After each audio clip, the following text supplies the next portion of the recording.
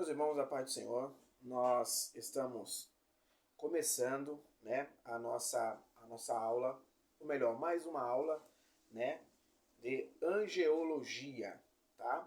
Nós vamos estudar, desta vez agora, duas aulas simultâneas, tá? Nós vamos estudar a aula número 4 e nós iremos estudar a aula número 5, tá bom? Como sempre tenho dito para os irmãos, nós iremos fazer pontual, tá? Iremos pontuar os assuntos mais importantes e relevantes da nossa aula para que eu possa estar compartilhando com os irmãos, tá bom? Espero que todos estejam bem, tá? Tudo na santa paz do Senhor. Vamos começar aqui.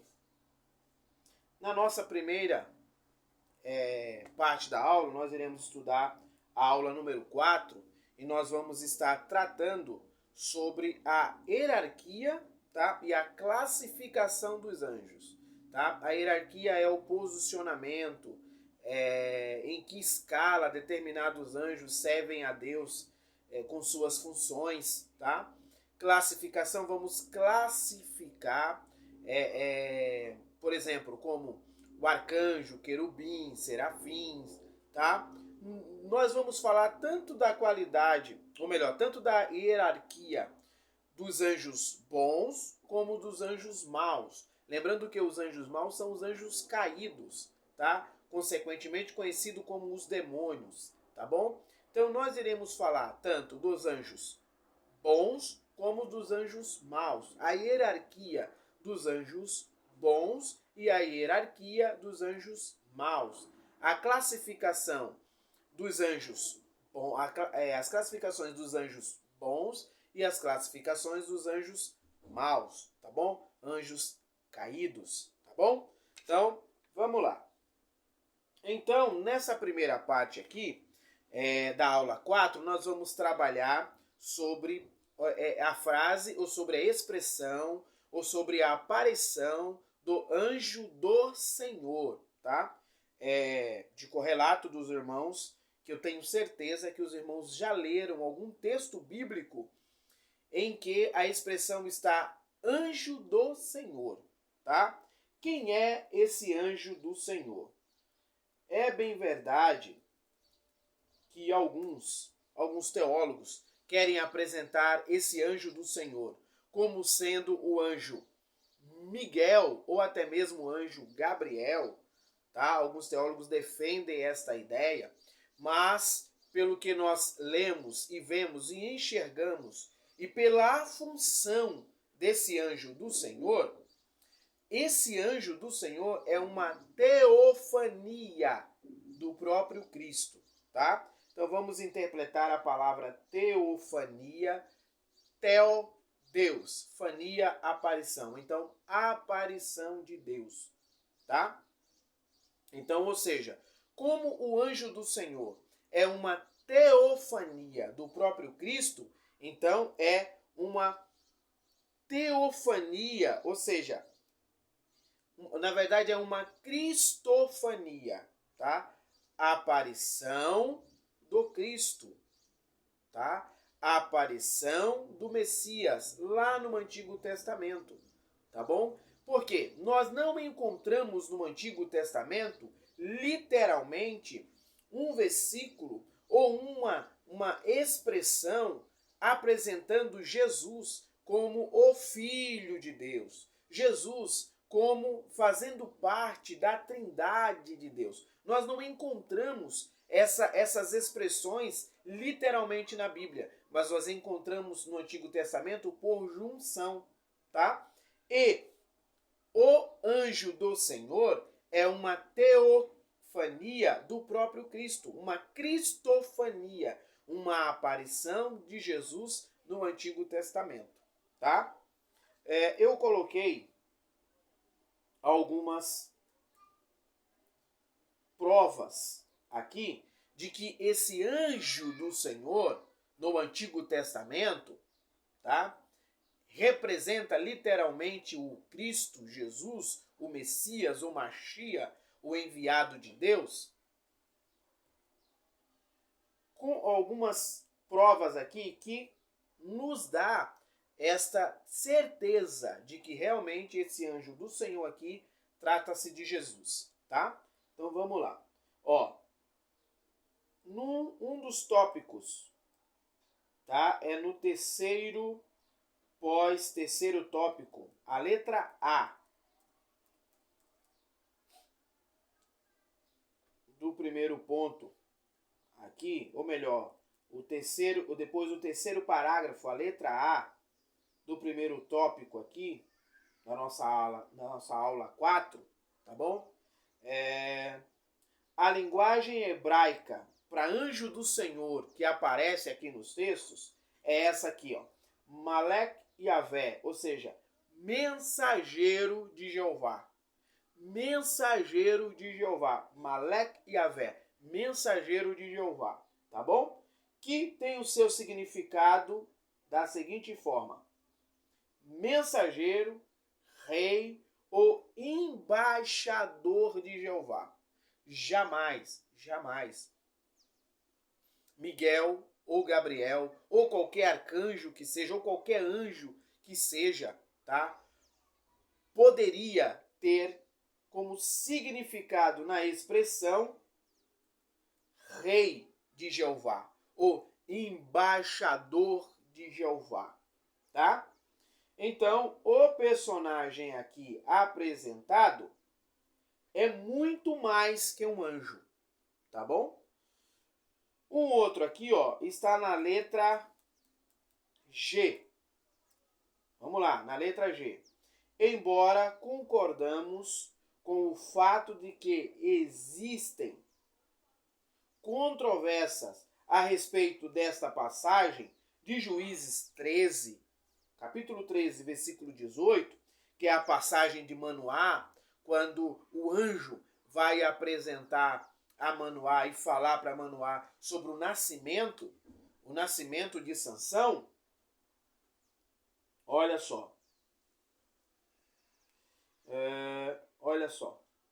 O que é que o anjo diz a Manoá? Quando Manoá pergunta ao anjo qual seria o seu nome, ele diz o seguinte: por que perguntas assim pelo meu nome, visto que ele é maravilhoso? Ou seja, fazendo uma junção com o texto de Isaías, capítulo 9, versículo 6, que diz o seguinte, que o menino nos nasceu e o seu nome é maravilhoso, Deus forte, príncipe da paz, pai da eternidade, tá? Conselheiro, tá? Quando Isaías vai falar do nascimento do Messias, tá? O anjo, lá em Juízes, já faz uma aparição dizendo a Manoá que o seu nome significava maravilhoso. Então, meus irmãos, esse anjo que aparece a Manoá aqui em Juízes, que também tem a expressão o anjo do Senhor ou o anjo da face do Senhor, está se tratando do próprio Jesus. O anjo do Senhor, aqui na passagem bíblica, é uma teofania do próprio Cristo, ou seja, é uma cristofania, uma aparição de Cristo, tá bom? Vamos lá, vamos dar continuidade à nossa aula 4. E ainda na aula 4, no 4.2, no ponto 4.2, nós vamos tratar aqui a questão dos nomes, tá? Eu quero dizer para os irmãos, tá, que para o povo antigo, inclusive o povo de Israel, mas eu quero falar das civilizações antigas num todo, um nome era de suma importância. Isso tá na apostila, tá na nossa aula, eu sei que os irmãos leram, tá bom? É de suma importância. Por quê? Porque o nome revela o caráter da pessoa, tá? A história de quem carrega o nome, tá? Então, ou seja, no mundo antigo, somente para o povo de Israel, não se escolhia o nome porque era bonito, tá?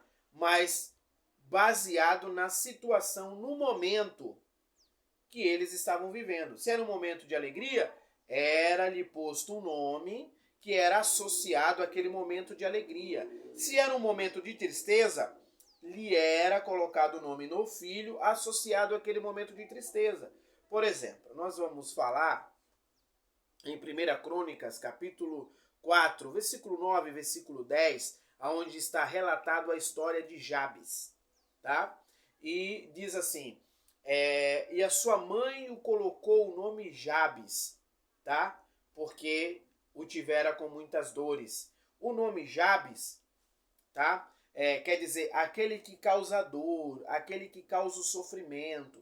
Então, ou seja, a mãe de Jabes lhe colocou o nome baseada no momento em que ela estava vivendo. Então veja, o nome em Israel ou para o povo judeu não era escolhido por acaso, não é como nós, né? Que a gente vê um ator e quer colocar o nome daquele ator porque a gente, né, tem uma afinidade com aquela ação, com aquilo que o ator faz.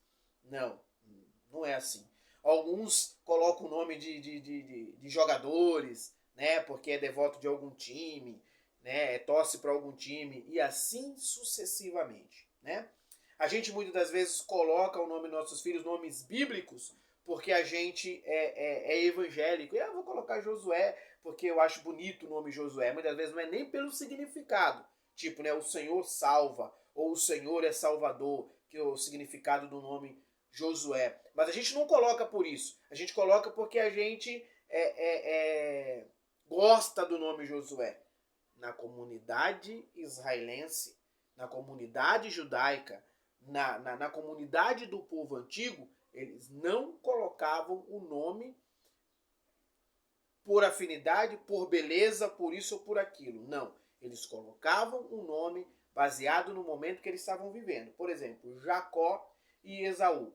O nome Jacó, no hebraico, é Yaakov, aquele que agarra. Por quê? Porque ele nasceu agarrado no calcanhar do irmão. Então, o seu pai, Isaac, vai colocar o nome nele Jacó, porque ele, né, nasceu agarrado, grudado no calcanhar do irmão. Então, Yaakov, aquele que agarra, tá? Só para os irmãos ter uma... Então, o nome era de suma importância, tá? Para a comunidade judaica, porque revelava o seu caráter, a sua história, o seu momento de vida, e muitas das vezes era baseado naquele que ia ser. Então, muitas das vezes alguém carregava um nome, por exemplo, como Jabes, aquele que causa dor, e aquilo transpassava para a sua vida diária, né? Toda vez que alguém olhava para o Jabes, entendia que ele era aquele que causava dor, né? E assim sucessivamente. Então, vamos lá, vamos continuar aqui. Nós temos aqui, ó, nomes de arcanjo como Gabriel e Miguel. Depois nós vamos estudar a fundo, tá? Mais pra frente, a importância, ou melhor, o significado de cada nome, de cada anjo aqui, tá bom? Nós temos na nossa literatura bíblica, na nossa literatura protestante, não vamos esquecer que existe uma outra literatura bíblica que é a Bíblia católica, tá bom? Quando nós formos estudar bibliologia, nós vamos passar sobre a literatura protestante, que é a nossa Bíblia, a Bíblia dos evangélicos, e a Bíblia católica. Ela tem alguns livros a mais, tá? Então, na nossa Bíblia, nós encontramos dois possíveis arcanjos, que é Miguel e Gabriel.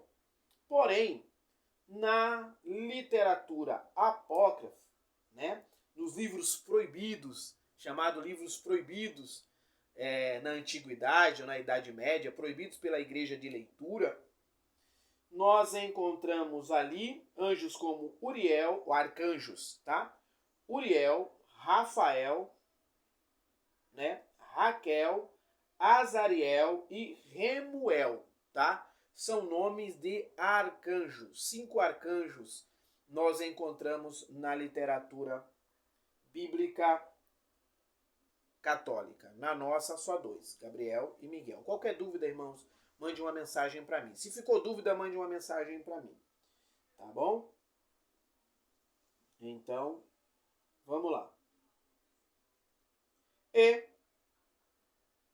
Quanto aos anjos maus, também são citados os nomes. Por exemplo, Apolion, Abaddon, Diabo e Legião. São nomes classificando a existência desses anjos caídos e a sua hierarquia. Tá bom? Então, vamos lá. Assim sendo, os nomes dos anjos bons, como Miguel, Gabriel, exprimem sua natureza e seu ofício e caráter, enquanto que os anjos maus, tais como Diabo, demônios, Abaddon e Apolion, exprimem também sua função, seu caráter e os seus ofícios. Tá bom, queridos irmãos? Vamos continuar. Nós vamos agora para a segunda parte, tá bom? Nós vamos para a segunda parte da nossa aula, da nossa quarta aula de angiologia, tá? Vamos lá, a gente precisa finalizar aqui essa quarta parte, porque nós iremos tratar ainda da quinta aula, que também é de suma importância, tá bom? Então vamos lá.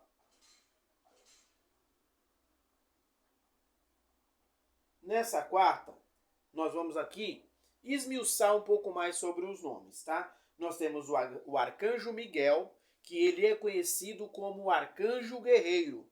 Miguel é o arcanjo guerreiro. Lembra da passagem lá de Daniel, que o arcanjo Gabriel sobe e vai lá chama Miguel, e Miguel vem e luta contra as potestades demoníacas? É importante afirmarmos isso aqui, tá bom?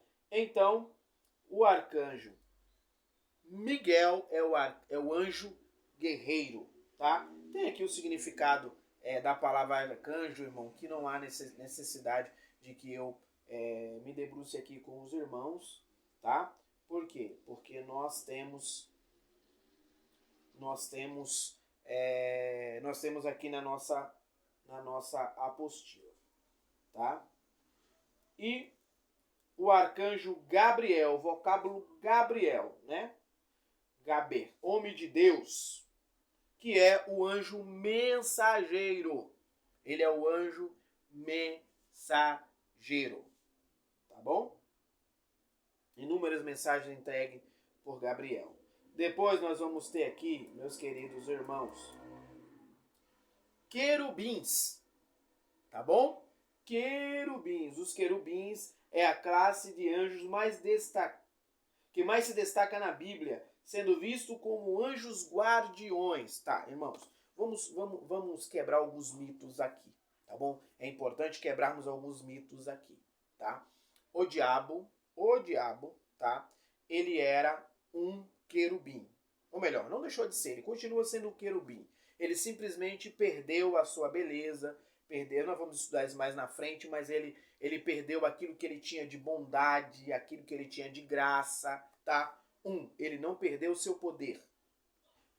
Mesmo que limitado por Deus, mas ele é um ser ainda poderoso, tá? Lembre da passagem de Mateus que Jesus fala para Pedro, olha, o diabo pediu para se andar contigo e eu disse não. Veja que na permissão de Deus para que ele tocasse na vida de Jó, a destruição que ele causou. Então escute, pare de ficar pregando em cima do púlpito que o diabo está debaixo do seu pé, que ele não está. Ele está debaixo do poder e da graça de Deus. É Deus que nos guarda, é Deus que nos protege. Isso é um conselho aos irmãos, tá bom? Não fique em cima do púlpito pregando, porque o diabo está debaixo do meu pé, porque eu piso na cabeça dele. Não, você não pisa na cabeça de ninguém. Essa função, ela é extremamente do nosso Deus, do nosso Senhor Jesus Cristo, tá bom? Porque se Deus permitir que ele toque na sua vida, meu amigo, não sobra nada. Então vai devagar. É a graça de Deus sobre a nossa vida, tá? Esse é o primeiro mito que precisa ser quebrado. O segundo é de que o diabo pecou no céu, habitação de Deus. O diabo não pecou no céu, habitação de Deus. Não. A Bíblia vai dizer que aonde Deus habita é santo. E também vai dizer que onde habitou pecado houve deformação. Tá? Jesus disse, ninguém subiu ao céu senão que de lá desceu. Tá bom? Então é importante a gente pontuar essas verdades aí. O texto de Isaías vai dizer, nós vamos estudar isso mais na frente, mas o texto de Isaías vai dizer que ele dizia subirei. Então se ele dizia subirei é porque ele não estava lá. Ponto. Então vamos lá. Querubins, né? A classificação dos querubins, os guardiões, tá? Querubins são anjos guardiões. Eu quero já dar uma palavra de Deus aqui para sua vida. Meu irmão, tudo no reino de Deus, é organizado e cada um no seu espaço, tá? Então quem é músico, pelo amor de Deus, não queira ser pastor, tá bom? Escute o que eu vou dizer para você. Respeite o seu espaço, respeite o local onde você está. Cada um foi chamado para determinada função. Veja, Miguel, ele não é guardião, ele é guerreiro. Então quando tem uma batalha, quem é chamado é Miguel e os demais arcanjos que nós não encontramos na nossa literatura, mas eu acabei de citar aqui. Arcanjos como nós encontramos na literatura apócrifa como Rafael, né? São arcanjos guerreiros, tá bom? Então, ou seja, Gabriel, por exemplo, ele é o anjo mensageiro. Você não vê nenhum outro anjo entregando mensagem, tem aí os textos na apostila, a não ser Gabriel. Então, cada um no seu espaço. O querubim é o anjo guardião. Você não vê ele entregando mensagem nem guerreando, você vê ele guardando, tá? E vamos lá, né, pra gente simplificar aqui, ó. Pra gente simplificar aqui, nós vamos pro último parágrafo da ideia dos querubins, tá bom? Então vamos lá. Abraham Cooper nos diz: o nome querubim também implica uma significância dupla. Sugere um poder que eles eram capazes de exercer com força e autoridade, e também sugere com essa habilidade protegia e defendia os locais sagrados de Deus contra o que era ímpio. Os querubins também estão presentes no livro do profeta Ezequiel. Os querubins estão presentes nos dois testamentos, tanto no Novo como no Antigo, tá? Muitos estudiosos veem os querubins como sendo simbólico e não real. Outros como sendo uma espécie de animal a partir dos textos de Ezequiel e Apocalipse. Porém, quero afirmar que eles existem e estão a serviço de Deus. Então vamos lá. Os querubins são designados por Deus para guardar lugares sagrados, para não serem profanados. Por exemplo, lá no Éden, quando o homem peca, Deus, o que é que Deus faz? Expulsa o homem do jardim e coloca ao redor da árvore da vida 2 querubins com a espada desembainhada, para que se o homem tentasse vir em direção a ela e tomar da árvore da vida, o anjo querubim tinha total autoridade para matá-los, ou para matá-lo, tá? E o querubim o mataria, irmão, porque eles foram chamados, eles foram designados, eles foram capacitados para a função de guardar departamentos sagrados de Deus. Nós encontramos também os querubins lá na arca, né? Como guardião da presença de Deus. E aquele espaço onde ficava a arca é chamado Santo dos Santos. Não era qualquer um que podia entrar lá, não. Só o sumo sacerdote. E depois de ter feito sacrifício pelo seu pecado, se purificado, tá? Ele poderia entrar no lugar santo dos santos. Se ele entrasse lá todo desconcertado, em pecado, ele morria ali mesmo, como aconteceu com outros sacerdotes que entraram no Santo do Santo e foram fulminados por Deus. Tá bom? Então, os querubins ali sobre a arca estão simbolizando a proteção de um lugar sagrado, tá bom? Os serafins apareceu apenas aqui nessa passagem de Isaías, tá bom? Os serafins, qual que é a função dos serafins? Além de louvar a Deus e exaltar a Deus e glorificar a Deus. Qual que era a segunda função dos serafins? É a função de purificação. Veja que quando Isaías diz, ai de mim, que sou um homem impuro e lábios impuros e habito no meio de um povo de impuros lábios e agora eu vou morrer porque eu estou vendo o Senhor. Um querubim foi lá, tomou uma brasa do altar e purificou a vida do profeta, que até então não era profeta, passa a ser a partir daí. Eu quero abrir um parênteses aqui e quero dizer, irmãos, não é lícito o crente ficar com determinadas palavras na boca, palavras chulas, tá? Aquele que professa a verdade de Deus, aquele que prega o evangelho, aquele que é profeta de Deus, não pode sair por aí dizendo qualquer coisa, contando qualquer piada, não, repetindo palavras obscenas, não, crente chamando palavrão, tá? Não provém não, tá bom? A partir desse texto aqui do profeta Isaías é importante fazer uma reflexão sobre isso, tá bom? Então, enquanto os querubins afastam o profano do que é santo, os serafim queima, tá? Para que o homem possa servir a Deus. Então, enquanto o querubim não purifica ninguém, tá? O querubim, ele te afasta de se aproximar daquilo que é santo, né? Os serafins, ao contrário, os serafins, ele purifica para que o homem possa se aproximar de Deus, tá? Esses são o significado e a função de cada anjo. Então, irmão, escuta, irmão. Se diante de Deus cada anjo tem a sua função, imagina na igreja, tá? Mais uma vez, não queira fazer aquilo que você não foi chamado para fazer. Faça aquilo que você foi chamado para ser feito, tá? Salve alguns que, graças a Deus, pela bondade de Deus, pela graça de Deus, são capacitados a fazer mais de uma coisa, né? São muito poucos. São muito poucos.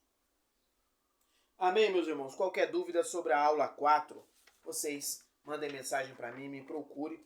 Nós vamos passar agora para a quinta aula, tá? Nós vamos também pontuar algumas coisas importantes na quinta aula. Então vamos lá. Na quinta aula nós vamos começar falando aqui, tá, de um assunto muito importante, os anjos maus e a queda de Satanás. Então vamos lá. Quero deixar claro que o diabo, em sua queda, ele leva uma terça parte, tá? Uma terça parte da comunidade angelical, tá? Uma quantidade muito boa de anjos o diabo consegue convencer a se rebeliar contra Deus, tá bom? E eu já quero deixar claro aqui para os irmãos, deixar bem claro aqui, novamente, que ele não pecou no céu, habitação de Deus. O texto de Isaías, Isaías 14, deixa bem claro, ele diz assim, eu subirei acima do Altíssimo e firmarei o meu trono e serei maior que ele. Tá? Então, a causa da queda do diabo foi o seu orgulho e a sua soberba, a sua arrogância, tá? O seu querer ser mais do que Deus e ser adorado como Deus, tá? Essa é o motivo que levou o diabo a cair, o orgulho, a vaidade, a arrogância, em que paira sobre a vida de muitos crentes, de que acha de que ele é o tal, tá bom? E o interessante é que ele conseguiu convencer muitos anjos sobre isso. Então vamos lá. Quem são os demônios? Tá? Alguns, meus irmãos, alguns teólogos não compreendem que os demônios são os anjos caídos, que os espíritos maus são os anjos caídos, tá? compreende que seja qualquer outra coisa menos isso. A Bíblia nos aponta e nos dá ideia de que os espíritos maus, os tais demônios, tá, que vêm assolando a humanidade há século, são os anjos que perderam a sua originalidade, são os anjos que decaíram da graça, são os anjos que rebeliaram-se contra Deus, e o seu chefe é o diabo, a antiga serpente, conhecido também como antiga serpente, tá bom? A palavra, o termo demônio aparece, né, algumas vezes no Antigo Testamento. Eu não quero me dobrar sobre isso aí, tá? Mas eu quero trazer o significado da palavra demônio, que assume o significado de malignidade, né? Malignidade. Um outro significado aqui é que contamina o homem espiritualmente. O termo daimon ocorre em Mateus, tá? Incorrido em Mateus. E daimonides, que ocorre apenas em Tiago. E o que nós usamos aqui, que é o substantivo daimônio, que aparece 63 vezes. 63 vezes no Novo Testamento, tá? Esta palavra. Então vamos lá. Vamos caminhar aqui.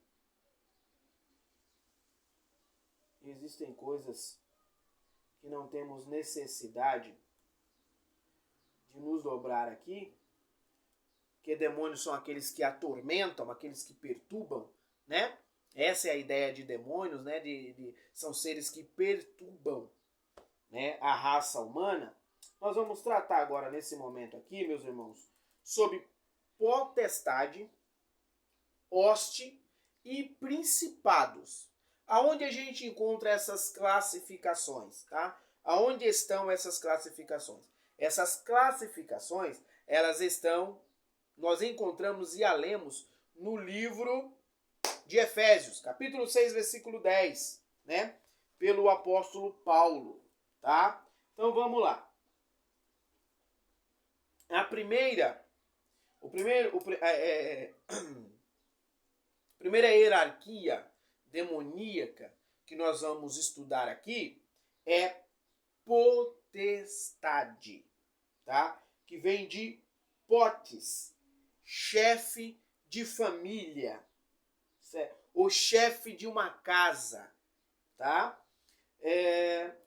A palavra latina potes, poderoso, capazes, tá?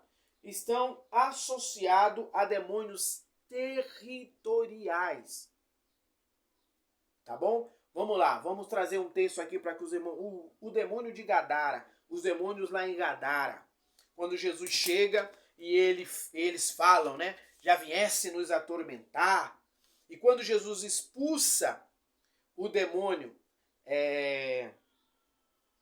daquele menino, e eles entram, né? Eles entram na manada de porcos e se precipitam, os irmãos conhecem a história, e se precipitam no despenhadeiro e mata todos os porcos. Ele, antes de que isso aconteça, ele diz: nós somos uma legião, que atuavam ali durante muitos anos, são demônios territoriais, tá?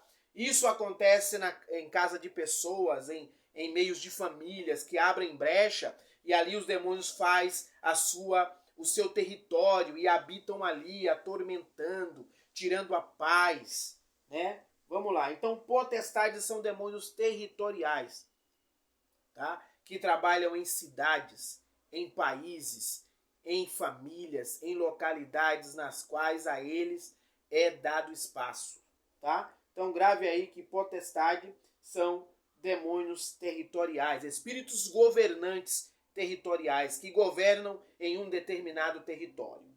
Tá bom? Vamos lá. Nós temos, na apostila está bem muito mais explicada, aqui eu estou indo por tópicos, que é para a gente poder trabalhar e eu poder acrescentar algumas coisas mais na vida dos irmãos, tá? Nós temos aqui também, depois de potestade, nós vamos ter aqui principados. Tá? Principados. Espíritos governantes. Tá? Quem são esses espíritos governantes? Tá? São chefes. São chefes. São os chefes. Ou seja, eles recebem a informação e o que é para fazer do próprio diabo, né? Do próprio querubim caído, tá? E ele passa para os seus liderados, né? Passa para aqueles que vão cumprir a sua função.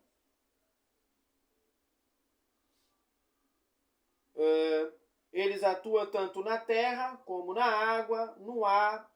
Tais demônios só recebem ordem do próprio Satanás. Tá? E hoste. O que é uma hoste? É um exército. Um exército organizado, tá? De demônios. Que o quê? Que recebem as instruções dos seus chefes e aí saem para atuar. Tá? Esse exército demoníaco, tá? Espíritos atormentadores, né? Esses espíritos atormentadores têm a função de criar o caos. Então, por exemplo, nós estamos vendo aí na Rússia, né? Em guerra, nós vemos a Rússia em guerra contra a Ucrânia. Quem que gerou isso? Esse caos, esse exército, essa hoste demoníaca, esse exército demoníaco que influenciou os governantes daqueles países a entrarem em guerra. São causadores do caos, tá? Não só disso, né? Mas oprimem a humanidade, causam medo, angústia e todo tipo de mal para o homem. Todo tipo de mal para o homem. Causa depressão, tá?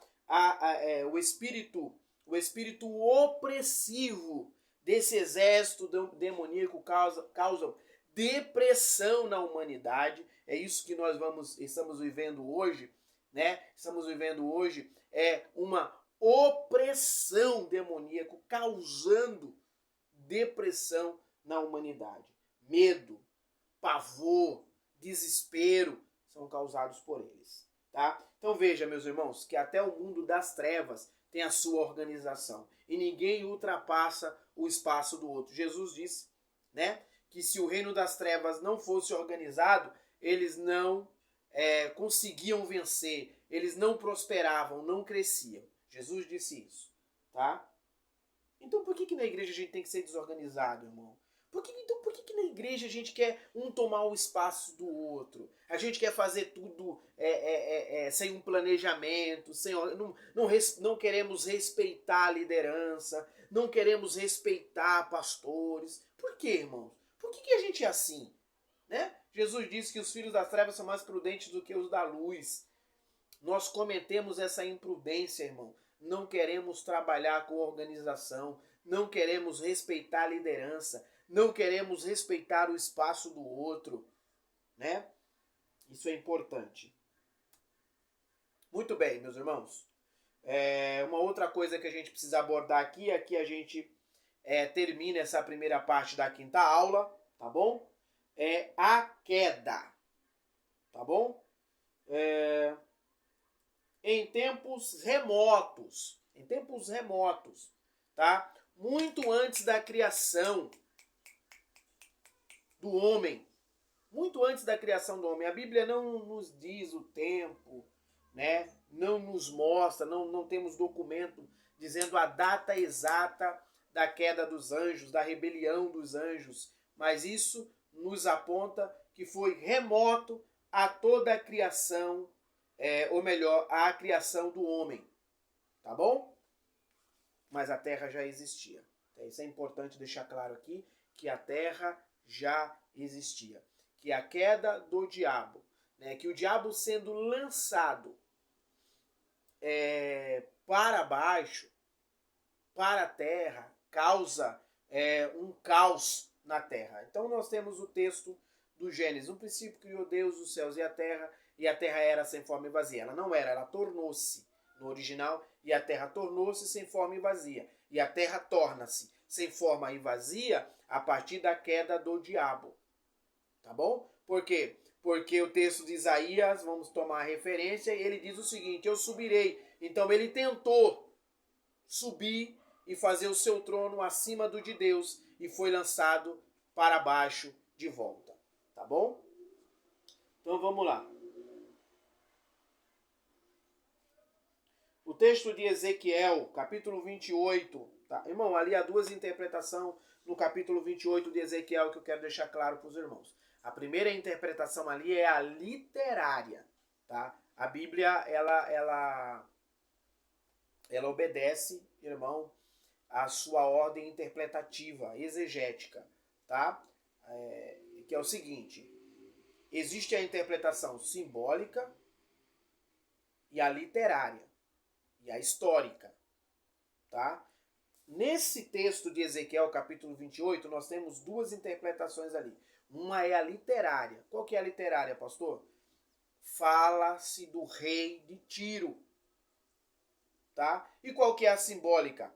As características que haviam no rei de Tiro é as mesmas que houve no querubim caído, tá? Então, quando o texto diz assim, ó, que tu eras querubim ungido, está falando da capacidade, ou melhor, da unção de rei, de reinado do rei de Tiro, mas também está falando da unção que antes havia no anjo caído, tá? Então, ao mesmo tempo que está falando na sua ideia literária de um rei humano, também está falando de um personagem espiritual, de um personagem que havia há tempos remotos.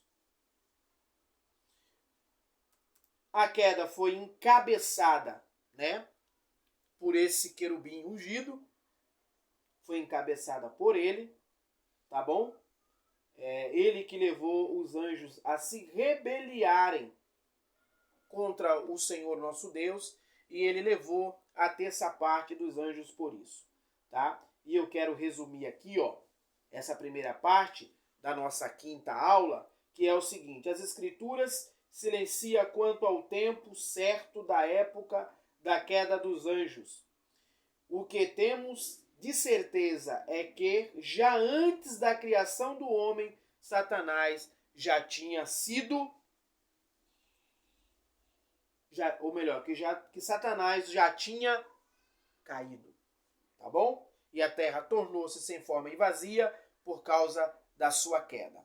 O famoso Big Bang que a gente estuda nas literaturas circular, tá bom?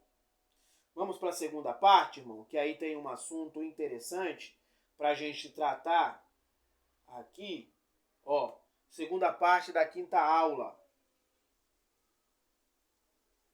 Eu quero me ater só a uma dessa segunda parte, eu quero me ater só a um ponto, tá bom? Os demais já está muito mais que explicável, tá? Ao qual que eu quero me ater aqui, meus irmãos. Eu quero me ater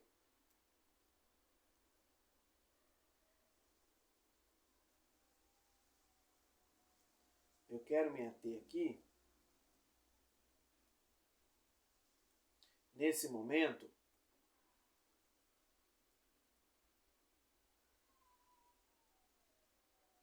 por quê? Porque nós vamos falar aqui, nesse momento, sobre alguns nomes que a Bíblia aponta relacionado ao querubim caído, ao Lúcifer, ao que foi o cabeça da rebelião dos anjos contra Deus, tá? A sua queda trouxe o caos no mundo espiritual, tratando-se dos anjos, tá bom? Não estou falando agora da queda do homem, que também trouxe um outro caos, mas esse aí trouxe um caos para o homem, né? A terra agora começa a produzir dificuldade, luta, prova. O homem que era para ser imortal torna-se finito, né? E as mazelas atraídas por causa da queda do homem, nós vivemos até hoje, né? Por causa da queda do homem, entrou a morte no mundo que não existia. O homem para ser eterno, tá? Mas tornou-se finito a partir do pecado. Aqui é a queda que eu estou falando aqui, é a queda que houve no espaço da eternidade, tá? A queda que eu estou me referindo aqui é a rebelião causada pela liderança do diabo, tá bom? Para deixar claro para os irmãos aqui. Se houver alguma dúvida, me mande uma mensagem, irmão, por favor, que eu tirarei as vossas dúvidas. O nome Lúcifer, tá bom? O nome Lúcifer. Pastor, por que o nome Lúcifer? Primeiro, o nome Lúcifer, ele não é bíblico, ele não tem na Bíblia lá Lúcifer, não tem, tá? O nome Lúcifer, ele é inserido, tá? A partir do texto de Isaías 14, tá bom? Quem faz essa junção? Jerônimo, o tradutor da Bíblia Vulgata. Ele vai pegar, tá? Jerônimo vai pegar a partir da Septuaginta. O que é a Septuaginta? A Septuaginta é uma Bíblia escrita em grego, tá? Por 70 rabinos judeus, lá no Egito, tá? Um determinado faraó convoca 70 rabinos judeus, para fazer o quê? Tá? Para pegar a Bíblia a partir do hebraico e copilara em grego. Tá bom? Traduzir do hebraico para o grego. Entende? É chamada Septuaginta. O que faz Jerônimo? A partir dessa Bíblia do hebraico traduzido para o grego, ele traduz do grego para o latim. É o chamada Bíblia Vulgata Latina. Eu tenho certeza que os irmãos já ouviram falar, mas se os irmãos não ouviram, nós vamos ouvir lá quando formos estudar bibliografia, tá bom? Ou bibliologia, tá bom? Então o que acontece? Ele traduz do grego para o latim, tá? E aí surge a Bíblia Vulgata Latina, tá bom? E quando ele chega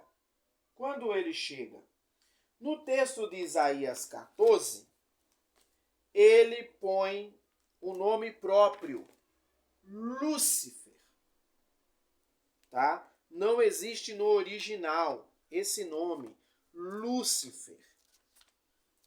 Essa é uma criação de São Jerônimo, o tradutor da Vulgata Latina.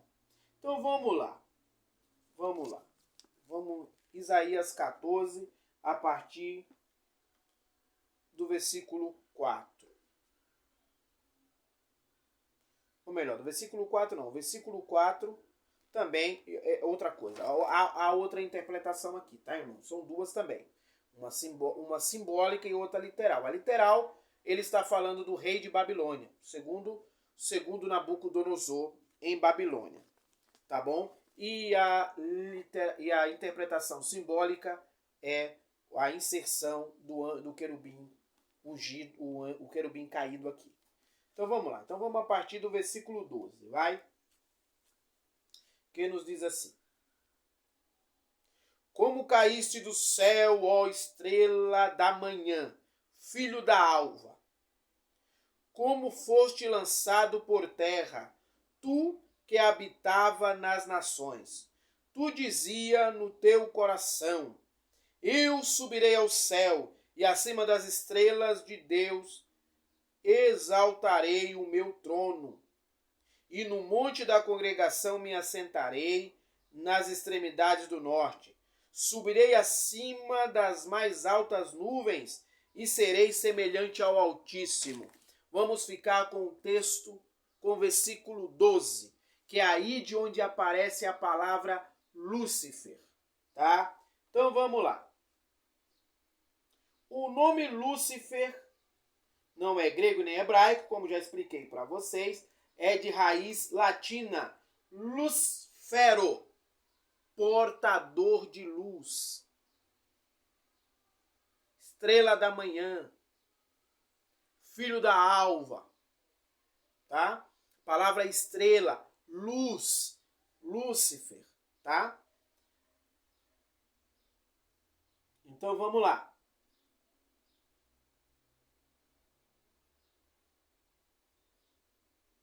O texto de Isaías em hebraico está assim: Hillel ben Shachar. Hillel, brilhante, ou aquele que brilha, tá? Ben, filho. Shachar, amanhecer. Coloquei aqui, tá? A tradução do texto. Então a tradução do texto é assim: filho brilhante do amanhecer. Ou seja, que resplandece uma luz, que tem uma luz, tá? Isso não quer dizer, meus irmãos, pelo amor de Deus, tem alguns vídeos no YouTube, na internet aí, dizendo que Lúcifer é Jesus. E Lúcifer não é Jesus, por causa do significado, portador de luz. Não tem nada a ver uma coisa com a outra, tá? Enquanto querubim de Deus, ele era portador dessa luz. Ele tinha essa luz, tá? Enquanto anjo de Deus, a partir do momento que ele se rebelia contra Deus, ele perde essa luz. Ele não tem mais essa luz. Portanto, o nome próprio, Lúcifer, foi sugerido a ele e não a Jesus. Não tem nada a ver uma coisa com a outra, tá bom? Vamos continuar aqui. Dentro dessa visão, Lúcifer é considerado o nome próprio do querubim caído. Porém, lembre-se que ele tinha luz, hoje não tem. Iluminava e hoje não ilumina mais. Tá bom? Era ungido e não mais hoje. Não tem mais essa unção. Não é mais escolhido de Deus. Tá bom? Então vamos lá. Hoje a Bíblia aponta Jesus como filho da alva, o ungido de Deus. Isso não nos dá direito de dizer que Jesus é o Lúcifer, pois Lúcifer ficou na história como sendo o nome do diabo, mesmo ele não sendo mais portador de luz. Tá bom? Então algumas pessoas fazem uma confusão. Então você pode ter aí na sua cidade, na sua igreja, na sua escola dominical, você pode ouvir em um vídeo de YouTube que Lúcifer é Jesus. E hoje eu estou te ensinando que não é. Lúcifer é o nome próprio do querubim caído. Tá bom? Mesmo trazendo a palavra Lúcifer, portador de luz, mesmo que o significado da palavra Lúcifer seja portador de luz, não quer dizer que o diabo porta a luz. Essa luz ele já perdeu, mas ele era sim portador de luz e deixou de portar a partir do momento que caiu. Tá bom? Vamos continuar aqui. Ponto. Ou melhor, terminamos aqui. Ponto. Então, meus irmãos, qualquer dúvida, espero que esteja claro, tá bom? O nome Lúcifer não existe na Bíblia, mas é uma inferência, tá? Uma colocação, tá? Do São Jerônimo na Bíblia Vulgata Latina, você vai encontrar, se você ler na Vulgata Latina, você, em vez de encontrar estrela da manhã, você vai encontrar ali Lúcifer, tá bom? Porque estrela, portadora de luz, tá?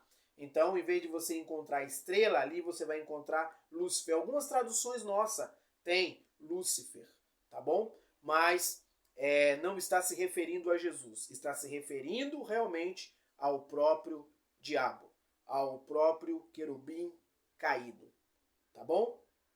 Deus abençoe a vida dos irmãos. Qualquer dúvida, me pergunte em nome de Jesus, tá bom? Um grande abraço e até a próxima.